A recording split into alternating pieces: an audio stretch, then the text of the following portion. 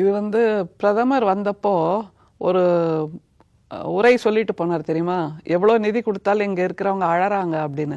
அதற்கான பதிலடியாக இதை பார்க்கிறோம்.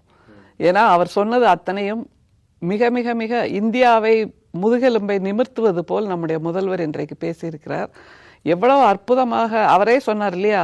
மேல பாம்பு, கீழே நரி, குதிச்சா அகழி, ஓடினா தடுப்பு சுவர், அப்புறம் ஒன்றியத்தில் இருக்கக்கூடிய தலைவர், அவர் கொடுக்காத நிதி நெருக்கடி, அப்புறம் எங்க ஆளுநர், இவ்வளோ பேரோட சிக்கல்களை சமாளித்து முதலிடத்தில் வந்திருக்கிறோம்னு சொன்னது நிச்சயமா நிதர்சனமான உண்மை. அதை யாருமே மறுக்க முடியாது இல்லையா?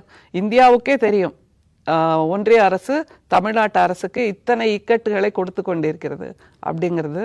எனவே இன்றைக்கு முதல்வர் பேசிய பேச்சு என்பது இந்த 4 ஆண்டு காலத்திற்குள், ஒரு வருஷம் இன்னும் இருக்கு, அதனால 4 ஆண்டு காலத்திற்குள் ஒரு அரசை நிறுவி எத்தனையோ சூழ்நிலைகளை கடந்து தமிழ்நாட்டையும் முன்னேற்றி தமிழ்நாட்டை இந்தியாவில் முதன்மை மாநிலமாக மாற்றி இருக்கின்ற அந்த சாதனை இன்றைக்கு நம்முடைய முதல்வரின் பேச்சில் தெரிந்தது. அது அவரே சொன்ன மாதிரி இது அண்ணா ஆட்சி, கலைஞர் ஆட்சி, எம்ஜிஆர் ஆட்சின்னு சொல்றதை விட திராவிட, அதை போல ஸ்டாலின் ஆட்சின்னு சொல்ல வேண்டாம், திராவிட மாடல் ஆட்சி, ஒரு தத்துவத்தின் ஆட்சி, கொள்கையின் ஆட்சி, சமத்துவம், சமநீதி, சகோதரத்துவத்தின் ஆட்சி, தமிழ்நாடு முழுக்க சமத்துவபுரம் ஆக வேண்டும், அதுதான் எங்களோட கொள்கை அப்படின்னு சொன்னார்ல.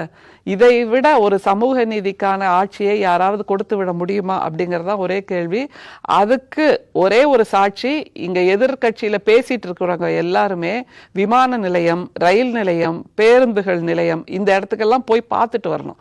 ஏன்னா வட இந்திய தொழிலாளர்கள் எத்தனை பேர் இங்க கூட்டம் கூட்டமா குடும்பமா வந்து செட்டில் ஆகி ஏதாவது தமிழ்நாட்டுக்கு போனா பிழைச்சிடலாம் அப்படிங்கிற ஒரு நம்பிக்கையில வந்துட்டு இருக்காங்கல்ல.